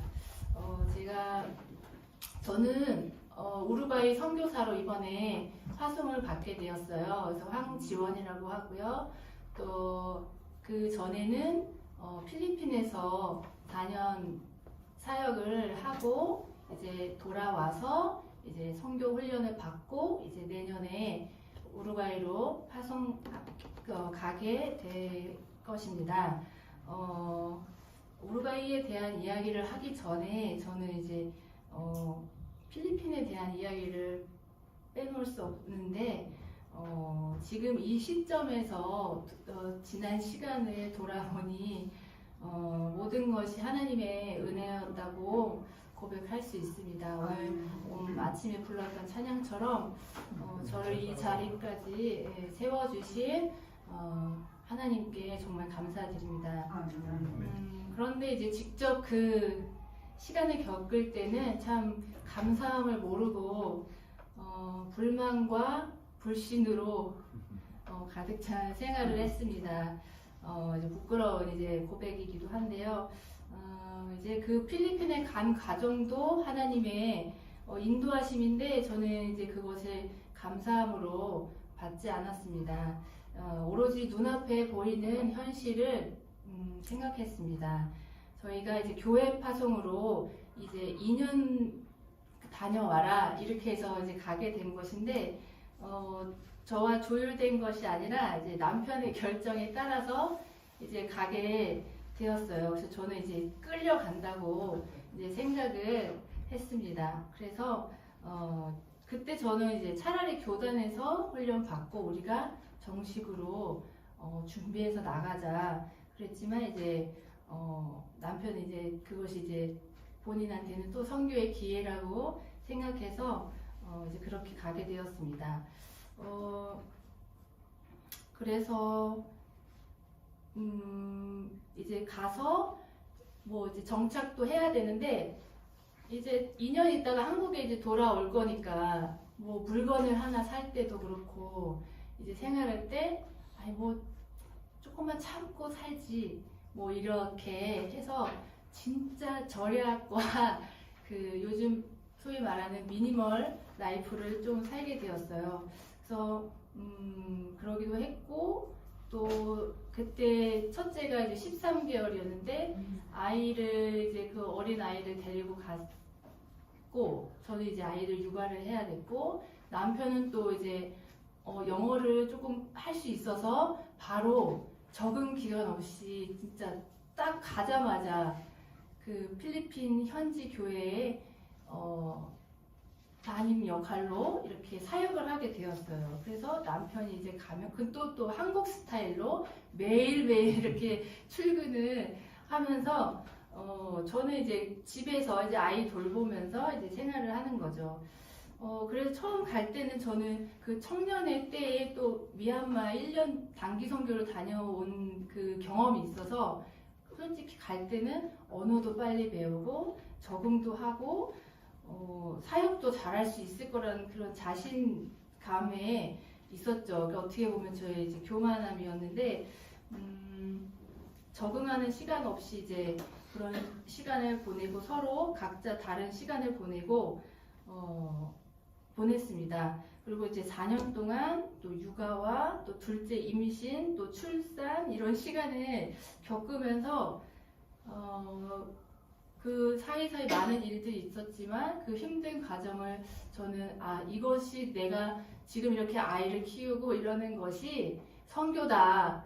생각하고 네, 그때 조금 그 초반에 그래 이런 마음을 가지고 했더라면 좀 감사하면서 했을 텐데 너무 지난 다음에 깨우쳐서 그것이 조금 아쉬운 부분입니다. 그래서 내 가정에서 이제 내 자리를 지키고 할 일을 하는 것이 이제 선교다라고 생각하고 그렇게 지냈습니다. 그래서 그 필리핀에서의 그 나름 하루하루의 그 고단한 삶이 하나님과 깊은 교제를 하면서 지냈더라면 얼마나 기쁘고 감사했을까라는 생각을 했어요. 그래서 이렇게 진짜 하루에 조금씩 방향이 틀어지면 나중에 봤을 때 이렇게 간격이 벌어지는 잘못된 방향으로 가는 것처럼 그때마다 하루하루 주어진 삶을 감사하게 생각하며 또 빨리 돌이켜서 회개하면서 이제 가야 한다고 이제 또 깨달았습니다. 그래서 이제 4년이 지나고 이제 돌아올 때쯤 돌아와서 저는 이제 다시 그런 선교의 마음이 그 뜨거웠던 그 마음이 조금 이렇게 좀 가라앉아 있을 때라 한국에 정착하고 싶었어요. 저는 그래서 저희 건강도 그렇고 이제 건강 검진을 했는데 몸이 너무 안 좋은 거예요. 그래서 좀 몸의 회복도 하고 싶고 또 이제 아이들도 이제 한국에서 이때 코로나로 인해서 지민이는 그런 사회생활을 못 해봤어요. 어려서 이제 못 해봤고 그 다음 2년은 코로나 때문에 나가지를 못하니까 그냥 쟤는 집에서만 4년을 집에서만 지내다 온 거예요. 그래서 어떤 그런 사회생활, 뭐 어떤 사람과의 관계를 맺는 그런 경험이 없고 오로지 그냥 가정에서만 생활을 했기 때문에 좀 그런 부분이 조금 엄마로서 조금 아쉬운 부분이 있었어요. 그래서 한국에 또 정착하고 싶은 마음이 있었어요. 그래서 남편이 이제 또 그런 와서 좀 이제 적응하고 그러는 시간 동안 또 저희가 올 때 코로나에 걸려서 또 후유증인지 남편이 급성 이제 간염에 걸려서 정말 죽을 듯이 아픈 그런 경험을 했어요. 그래서 병원에 입원하고 그 입원 중에 또 이제 하나님께 이제 두 손 두 발 들고 이제 하나님 이제 제가 이제 어디 이제 갈 곳이 없다. 더 이상 내려갈 곳이 없다. 이제 하나님께서 진짜 하라는 거 하겠다. 근데 그것이 바로 또 선교라는 거예요. 그래서 저에게 또 선교를 가자고 그렇게 말을 했어요. 그래서 저는 여기 있고 싶다. 이제 그랬죠. 그런데 이제 남편이 또 이제 계속 권유를 하더라고요. 이제 훈련원에서 그러면 우리가 선교를 안 가도 좋으니 훈련을 받으면서 이제 회복을 하자. 그래서 이제 저는 이제 회복이 될지 이게 저한테 더 큰 환란의 시간이 될지 모르겠다 그런 말을 하면서 그래도 어쨌든 준비를 했어요. 또 서류 준비를 하면서 저도 이제 뭔가 이제 하나 그 붙잡고 싶은 그 마음이 있었어요. 그래서 더 이상 내려갈 곳이 없다. 그래서 나의 연약한 육체를 책임져 주시고 치료해 주시고 또 나를 선교를 보내시려거든.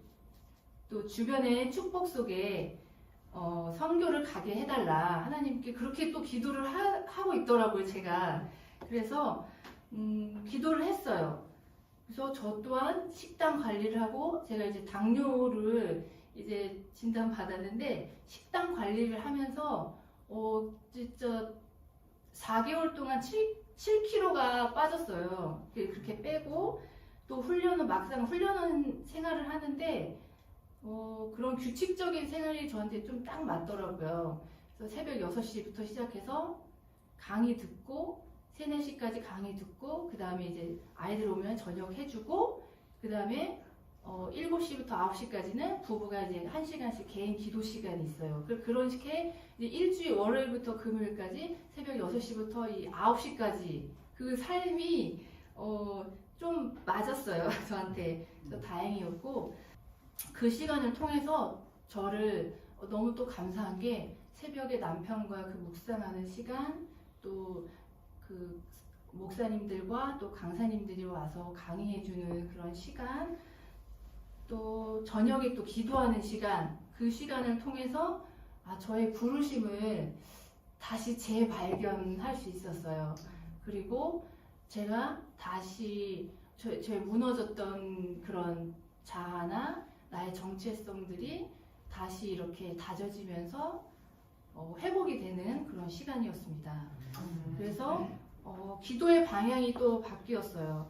그리고 아까는 필리핀은 끌려갔지만 이번에는 이제 자원하는 마음으로 바뀌었어요. 그래서 제가 염려하는 것들이 걱정으로 다가오지가 않더라고요. 뭐 건강이나 부모님, 뭐 아이들, 그런 또한 뭐 언어들.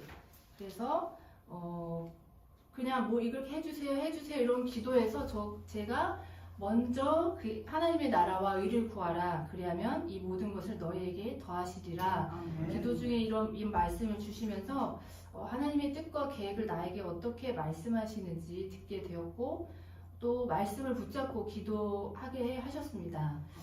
그래서 또 저희가 또 보이지 않게 또 이 두 부부 간의 그런 미묘한 그런 갈등들도 기도하면서 이제 푸는데, 그동안 제가 사단에게 당했다는 것을 알았고, 속고 살았구나. 우리의 씨름은 혈과 육에 있는 것이 아니요, 정사와 권세와 이 어둠의 세상 주관자들과 하늘에 있는 악의 영들에게 대함이라. 이 에베소서 6장 12절의 말씀을 붙잡고 연합하지 못하고 둘이 이제 왜곡된 영으로 이제 남편과 이제 우리 가정을 묶고 있는 사단을 향해 이제 담대히 선포하면서 기도를 하게 되었습니다. 그런 대적 기도를 하면서 하나님의 사랑 안에서 하나 되는 것, 가족이 하나 되는 것을 느끼게 해주셨고, 또 그 과정 중에 또 저희가 묵상이 고린도전서 말씀을 묵상하다가 제 안에 그 남아있는 그런 남편과의 그런 관계들, 그런 영적 질서를 묵상하게 되었어요. 그래서 고린도전서에서도 남편과 아내의 가치는 동등하다. 그러나 가정에서의 남편이 머리다라는 말씀을 주시면서 또 남편에 대한 그 순종하는 마음을 말씀으로 이렇게 하시니까 또 지켜야 되지 않겠습니까? 그래서 그런 마음을 또 가지게 되었습니다. 그래서 이런 영적 전쟁과 또 영적 질서, 하나님과의 이제 교제, 그러면서 하나님에게 듣는 이런 훈련들을 제가 그 훈련 시간 동안 이제 하게 된 거예요. 그래서 이제 드디어 이제 우루과이 이제 선교사로 제가 이 자리에 섰지만 5월달에 선교지를 이제 결정하는 순간이 왔는데, 지원을 할 때만 해도 제가 있던 필리핀을 1순위로 이제 했고, 남편이 이제 필리핀은 자기가 정했으니까 이번에는 저보고 정하라고 했어요. 근데 저희는 이제 여기 들어오기 전에 교단에 서약을 하고 왔기 때문에, 그럼 둘이 마음을 이제 합해서 그럼 교단에서 원하는 곳에 가자, 부르시는 곳에 가자, 우리가 순종하자, 이렇게 마음이 합해졌어요. 그래가지고 기도를 했고, 또 상담하는 중에 이제 우루과이를 이제 추천을 해주신 거예요. 그래서 우루과이가 어디지? 우루과이가 전혀 생각하지도 못한 나라여서 도대체 어디 있는 나라인가? 그랬더니 저기 남미 끝에, 또 여기 아르헨티나 선교사님도 계시지만 아르헨티나는 땅도 되게 크고 그 위에 또 브라질도 되게 크고 그 사이에 조그맣게 우루과이가 끼어 있는 거예요. 그래서 와, 여기 진짜 멀다. 지구본을 보니까 완전 반대편이고, 제가 아까 말씀하셨지만 진짜 한국에서 땅을 파면 나오는 곳이 이제 아르헨티나 우루과이인데, 이곳에 내가 간다니? 가나? 어떻게 가지? 또 갑자기 또 그런 생각이 이제 들었어요. 그래서 그 전에 기도 전에 정하기 전에 그랬구나. 그러면서도 이제 제 안에 또 아프리카는 아니었으면 좋겠다. 선생님은 아프리카를 품으셨지만 저는 아프리카는 좀 아니었으면 좋겠어요. 또 이제 가까웠으면 좋겠어요. 이런 또 이제 연로하신 이제 부모님이나 아니면 저희 또 건강 그런 체크 문제도 있고 저의 그 옛 자아가 이제 작동이 돼서 또 그렇게 이제 저한테 유리한 쪽으로 또 기도를 하고 있는 거예요. 그래서 그때 또 기도하면서 먼저 그의 나라와 의를 구하라. 그 말씀이 또 되뇌어졌어요. 그래서 내가 원하는 것이 아니라 하나님이 부르신 곳에 가자. 그래서 이제 면담을 하고 이렇게 결정이 된 거죠. 그래서 하나님 왜 나를 멀리 보내시나요? 제가 이제 부모님 밑에서 자라면서 처음으로 결혼을 하고 춘천으로 가게 되었어요. 그래서 춘천을 갔고 또 그 다음에는 필리핀을 가고 그 다음에는 우루과이로 가게 된 거예요. 그래서 점점 더 멀리 가게 된 거예요. 그리고 제가 또 저번 주에 이제 저희 이제 친정에 다녀왔는데 이제 저희 살던 곳이 재개발이 돼서 아파트가 새로 지어졌어요. 그래서 그때 이제 4년 전에 그때도 마음이 조금 제가 30여 년간 살았던 그 곳이 없어진다고 생각하니까 마음이 조금 조금 아쉬웠어요. 내가 살았던 곳. 그리고 제가 다녔던 중고등학교도 저 멀리 또 송도의 신도시로 또 이사를 갔어요. 그리고 저번 주에 이제 가면서 보니까 저의 모교회 이제 인천에 송현성교회가 있는데 아주 오래된 교회예요. 크고 그곳이 또 리모델링이 돼서 완전히 옛 모습이 하나도 남아있지가 않는 거예요. 안에고 겉에고 그 아파트에 맞게 또 이제 신식으로 이렇게 지어져서 그래서 하나님이 이 땅에서 나의 모든 좋은 기억과 추억들을 왜 다 하나씩 없어지지? 그래서 우루과이에서 또 이것을 또 새롭게 저에게 좋은 쪽으로 이제 생각하려고 그렇게 생각을 했어요. 그래서 우루과이에서 나의 또 이제 앞으로 하나님과 함께 이렇게 만들어갈 일들을 기대하게 하려고 소망을 품게 하시려고 이렇게 하시나? 뭐 그런 생각도 잠깐 했습니다. 그리고 이제 우루과이로 결정되고 나서 근데 그런 문제로 또 다가오지 않았고 평안으로 다가왔어요. 다만 이제 참 멀다는 것. 이번에 리서치 이제 다녀왔는데 진짜 39시간 걸렸나? 꼭 이틀 걸리더라고요. 비행기를 이제 이틀 타고 가는데 너무 힘들었어요.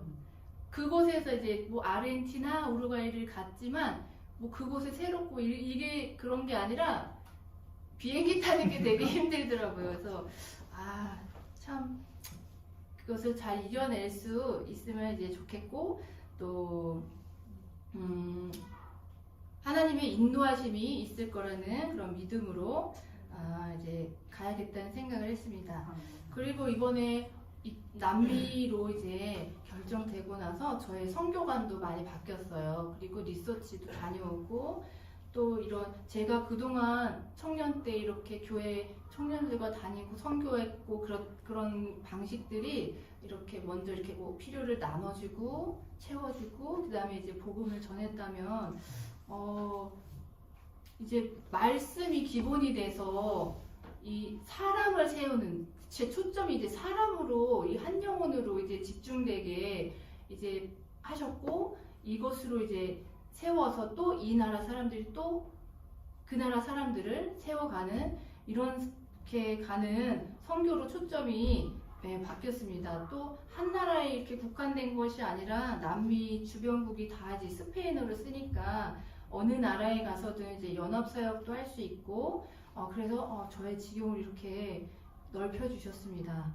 그래서 또 리서치를 가기 전에 또 솔직히 좀 두려운 마음이 있었어요. 그래서 남미 또 그 백인들 백인 또 우월주의 이렇게 가진 사람들도 많고 그런데 이제 아르헨티나 갔는데 이제 거기 선임 선교사님도 그렇고 여기 정상훈 선교사님 가족도 정말 따뜻하게 맞이해 주셔가지고 정말 편안함 가운데 리서치를 다녀올 수 있었습니다. 또한 언제든지 저희에게 도움을 요청하라고 하셔서 그 말이 또 저한테는 정말 위로가 됐어요.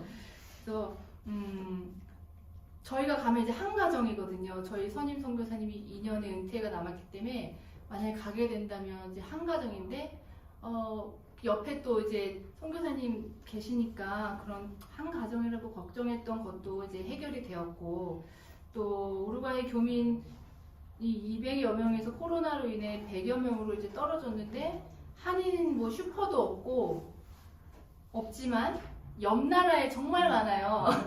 아르헨티나에. 그래서 아르헨티나에도 이렇게 옆에 마련해 주셨구나, 이런 또 예비하심을 또 느낄 수 있었습니다.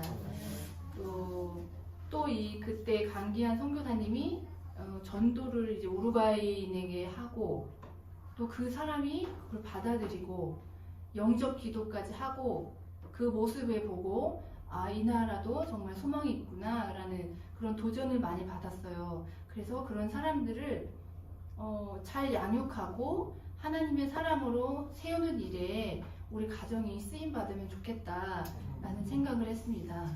그래서 날마다 하나님 앞에 서면 하나님이 일하시기에 못할 것이 없다는 생각을 했습니다. 그래서 기도할 때마다 제가 이제 기도할 때, 저녁 기도 때마다, 지원아 강하고 담대하라, 그리고 나는 길이요 진리요 생명 대신 예수 그리스도만 믿어, 그런 말씀으로 저한테 계속 말씀을 해주셨어요. 그래서 그래, 이거야 기도와 말씀.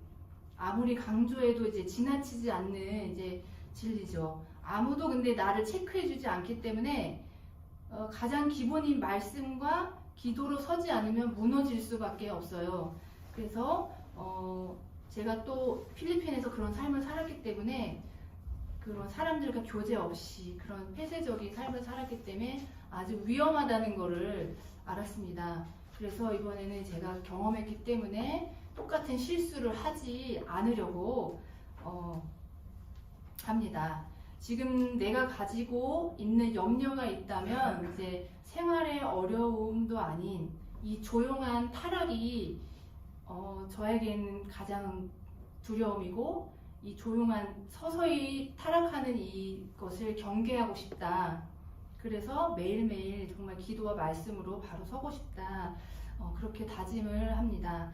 그래서 그 삶이 너무나 고되고 나를 힘들게 하고, 또 주변 사람을 힘들게 하는 것을 알기 때문에, 그래서 저는 이제 또 그런 또 장치를 마련을 했어요. 또 이런 사람들과의 정기적인 교제를 통해서 이런 삶을 나누고 또 나를 점검하는 그런 시간을 가지면 좋겠다라는 해서 또 이렇게 여러 사람들과 또 이렇게 약속을 또 했고, 그래서 우루과이의 삶이 더 풍성해지고 나를 점검하는 시간이 되길 기대해 봅니다. 이를 위해서 기도해 주세요. 그래서 이 시점에서 지원아 왜 우루과이로 가야 하니? 이렇게 이제 물으신다면 이제 바로 이제 부르심 때문이라고 말할 수 있습니다. 땅끝까지 주님의 증인이 되라는 부르심에 순종하여 저희가 나아가려고 합니다. 또한 복의 통로로 나를 사용할 하나님의 일하심을 기대합니다. 그래서 지금까지 나를 선교사로서 세워가기 위한 훈련의 시간들이 있는데 그 시간들을 하나님께 감사드립니다. 그래서 저희가 정해놓은 또 이따 사역 소개도 하겠지만 정해놓은 큰 사역들이 있지만 그 안에서 제가 할 수 있는 것들을 찾아가면서 우루과이에 필요한 것을 하나님께 물으면서 나아가고 싶다는 그런 생각을 했어요. 그래서 하나님이 이미 나에게 주신 재능이나 뭐 달란트가 있지만 그게 내가 그냥 하는 게 아니라 하나님께 물으면서 나가고 싶다. 나의 삶을 또 지금 이 시간 이렇게 세워주셔서 너무 감사하고 이 시간을 준비하면서 저의 삶을 돌아보고 또 정리하고 제 입으로 이렇게 선포하는 시간을 통해서 내 삶을 선교라는 이 한 길로 인도하신 하나님께 정말 감사드린다고 고백하고 싶습니다. 저희를 위해서 생명의 때 기도해 주세요. 감사합니다. 안녕하세요. 정동석 선교사입니다.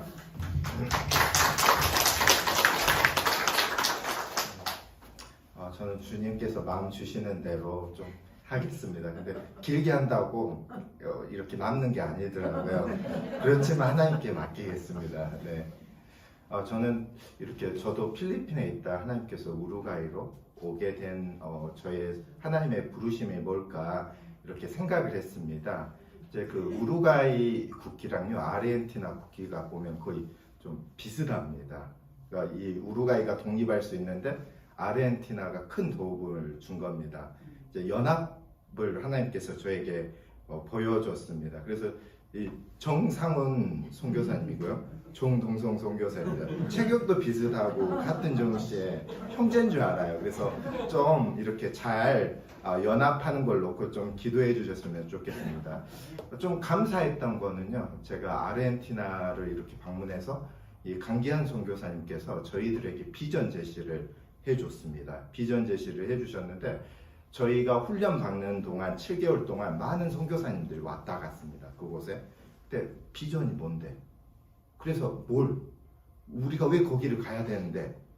이제 이런 거였죠. 근데 이제 감사했던 건 저희가 리서치 기간 동안 그 아르헨티나 땅을 보여주시면서 또한 거기 바나바 훈련 여러 가지 사역들을 보면서 제가 동남아시아에서 경험하지 않았던 거기에서는 정말 하나님 안에서 이루어지고 하나님 그 복음 안에서 풀어지는 과정들을 보니까 당연히 이 땅은 하나님이 부르신 땅이야.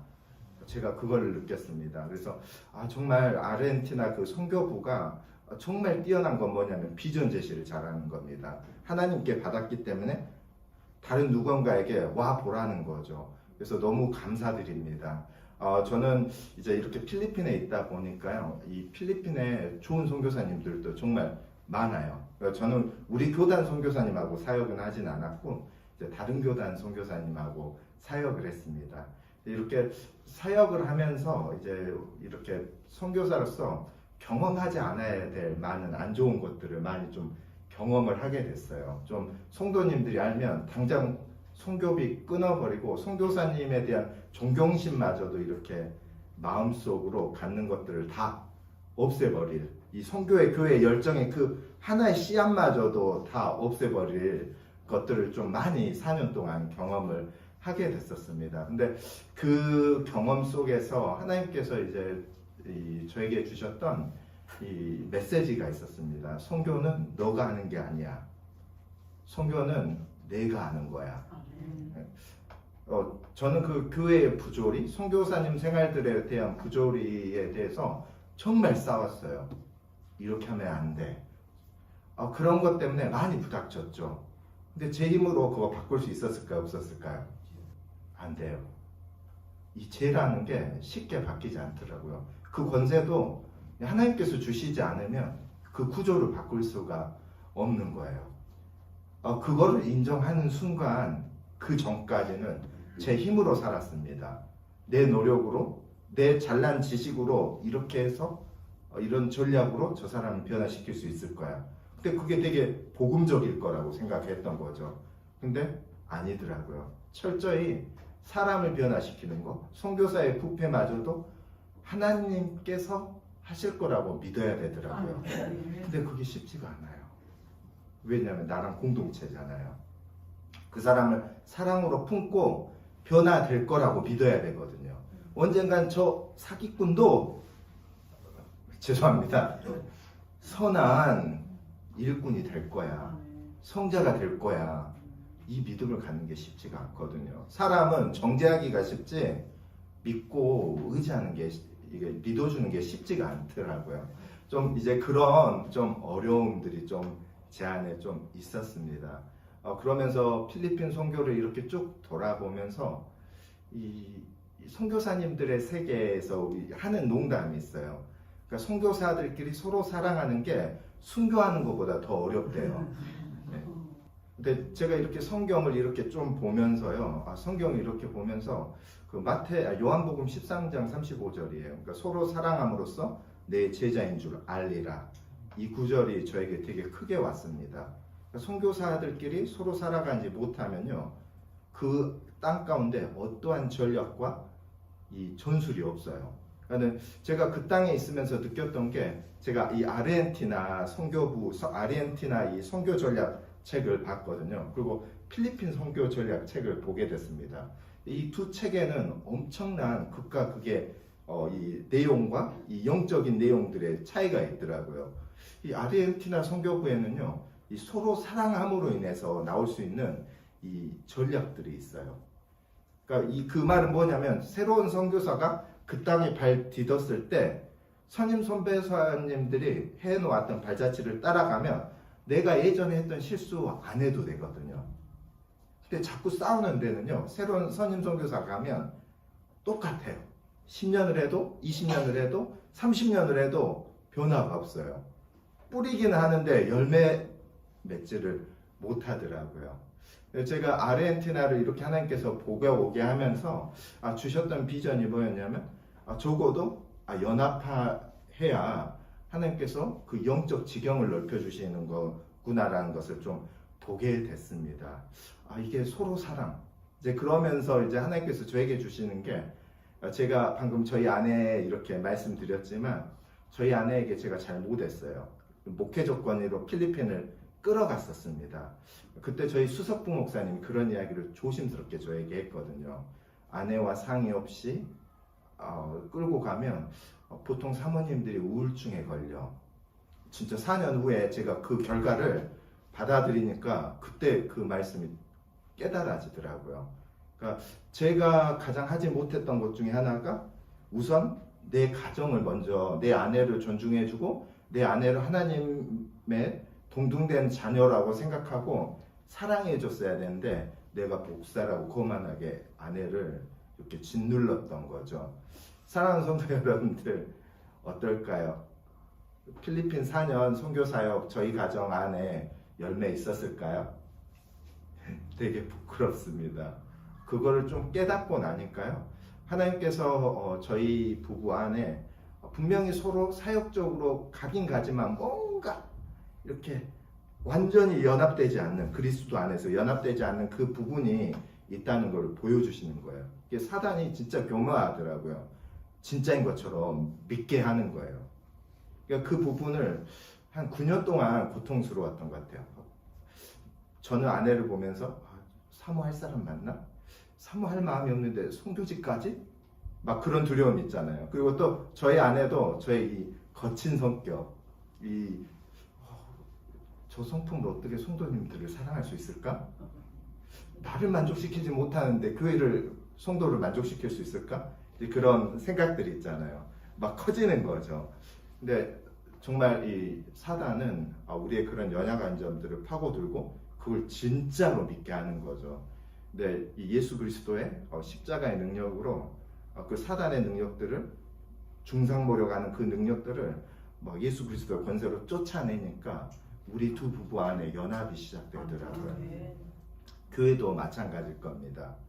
제가 그걸 깨닫고 나니까 갈라디아서, 로마서 안에 그 교회 연합, 그러니까 부부가 잘 연합해야 정말 그 그리스도의 신비가, 교회를 허락해 주신 예수 그리스도를 통한 그 신비가 보이더라고요.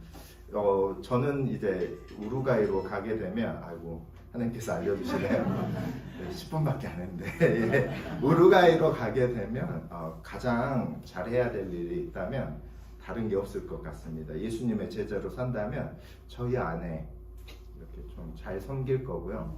저희 자녀를 먼저 섬기려고 합니다. 그리고 그 새마을 교회를 섬기려고 하고 있거든요. 그래서 가정이 무너지고 나니까 아무것도 할 수 없다는 것을 좀 알게 됐습니다.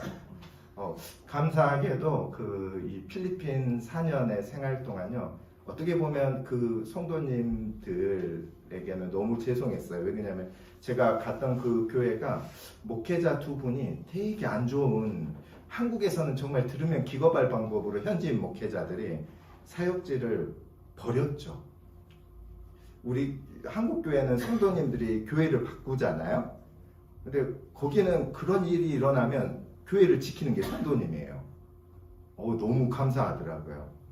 그래서 성도님들께서 참 감사하게 그 시간들을 또 같이 연합하고 좀 이렇게 잘 왔던 것 같아요. 그런데도 이 처음에 사역할 때는요, 제가 잘 못하니까 도와주세요, 도와주세요. 이게 빈민가 사람들한테는 되게 귀한 말이었어요. 그 사람에게 도와달라는 그 이야기가 그 사람에게 소명을 주는 거잖아요. 그러니까 이 존재감을 이렇게 주는 거죠. 근데 제가 어느 정도 한 2년 지나고 나니까 좀 아니까 막 그 사람들을 막 짓누르는 거죠. 목회 조건으로. 이제 그게 저의 이제 또 어떻게 보면 2년 지나고 나서 어떤 그런 교만함이 이제 들어왔던 때였던 거죠. 이제 그런 모습들을 내려놓고 이렇게 하나님께서 하실 일들을 이렇게 바라보니까 내가 할 필요 없다는 거, 하나님께서 하신다라는 것을 딱 하나님께서 깨닫게 해주시니까요, 힘이 있더라고요. 한 예로 선교사님들, 한국 선교사님들이 필리핀 선교 30년 동안 필리핀 사람들 절약해야 해야 돼, 뭐 해야 돼, 뭐 해야 돼, 이렇게 설교 시간에 많이 치는 설교도 하고 권면 설교도 하고 말씀으로 풀었어요. 근데 이게 잘 안 바뀌더라고요. 근데 이 코로나라는 그 어려움을 통해서 이 사람들이 정말 어려워지니까요, 절약을 하더라고요. 또 그 그리스도인들 가운데 그 코로나 가운데 직장을 얻으니까 이 사람들이 찬양을 하더라고요. 그리고 안 하던 11조를 그때부터 하시기 시작하신 거예요. 그리고 또 이분들이 반대인 거죠. 이분들이 이제 그 중국 핸드폰들이, 저가 핸드폰들이 들어오니까 이제 소비욕이 생기는 거예요. 전에는 그렇게 일하고 싶은 마음이 없었거든요. 근데 나도 저런 거 일하면 얻을 수 있다라는 생각 하니까 직장 생활을 하려고 하는 거죠.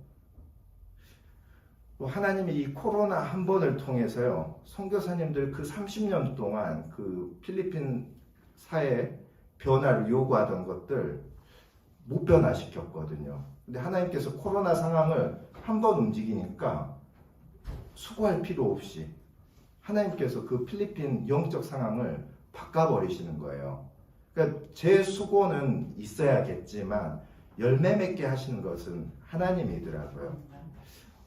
저는 이제 필리핀은 떠나와 있지만 지금도 이제 이 메신저로 그들하고 이야기를 하고 있습니다.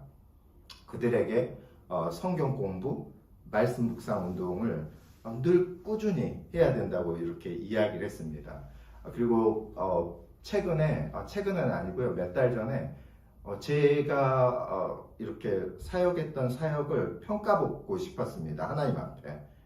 한 예로 저도 이렇게 사역 현장에 있으면서 유명한 설교자의 장인 어른이 필리핀에서 이렇게 선교사로 계십니다. 근데 은퇴가 얼마 안 남았는데 열매가 없어요. 눈에 보이는 건물 짓고 여러 가지 사역들을 했죠. 은퇴를 하려고 하는데 교회에 성도가 없는 거예요. 영혼이 없는 거예요. 안절부절 하시더라고요. 그러니까 그 방향성을 잘못 잡고 가면 선교사가 마지막에 초라해져요. 근데 방향성을 제대로 잡고 가면 하나님 주신 영혼이 거기에 남아있고 말씀으로 제자 삼으면 그게 하나님께서 받으실 열매가 된다는 것을 알게 된 거죠. 그리고 제가 그 중에서도 열심히 있었던 이 제자 2명을 세웠습니다. 그리고 그 제자 2명에게 너희들도 내가 너희들에게 가르쳤던 부분에 한해서 말씀으로 제자를 좀 삼았으면 좋겠다 하고 이제 저는 0세대, 1세대 2명을 세웠습니다. 그 청년 회장 학생이 지금 2명의 제자를 세웠습니다. 그리고 최근에 1명 더 세워서 3명의 제자를 세운 거죠. 제가 말씀드린 이 제자를 세우는 거는 복음을 전하는 것까지입니다. 그냥 교회로 인도가 아니라 이 복음의 은혜를 받은 사람이 나가서 예수님을 전하고 교회 안에 들어오게 하는, 지금 마지막 지금 4세대를 놓고 제가 기도하고 있거든요. 하나님께서 저에게 허락하신 마지막 이 4세대가 이 3세대 이 친구들이 나가서 전도하는 건데, 이 전도를 하려면 그 중심에 이 복음이 있잖아요. 이 복음이 있어야 되거든요. 저는 이 4세대가 예수 그리스도께 돌아오는 그 모습을 본다면 제 마음속에 하나님께서 주신 소원은 다 이루었다고 생각을 합니다. 그래서 재생산하는 사역을 놓고 앞으로 또 이렇게 기도하려고 하고요. 또 이 우루과이에 가서 또 처음부터 다시 시작입니다. 영어를 한 20년 정도 해서 요즘에 와서 외국인들 만나면 좀 불편함 없이 소통이 되거든요. 근데 스페인어를 가서 다시 20년을 할 생각을 하니까 좀 막막합니다. 그래서 기도 부탁드리고요. 저희가 영상 여기 틀어지나요? 4분짜리 영상인데 괜찮을까요? 안 나면 그냥 네 다음에 한번 영상은 저한테 보내주시면 네네. 다음 주에 드릴게요. 네 알겠습니다. 저희 또 가정을 위해서 또 기도해 주시고요. 저는 복음에 대해서 이렇게 정말 복음 전도하고 싶고요. 또 복음을 전해서 그들이 재생산을 하는 모습을 보고 싶고요. 또 그 재생산이 되면 언제든지 한국으로 다시 돌아올 마음이 있습니다. 정말 그들에 의해서 하나님의 선교가 정말 이루어지기를 원하고 소원합니다. 들어주셔서 감사합니다.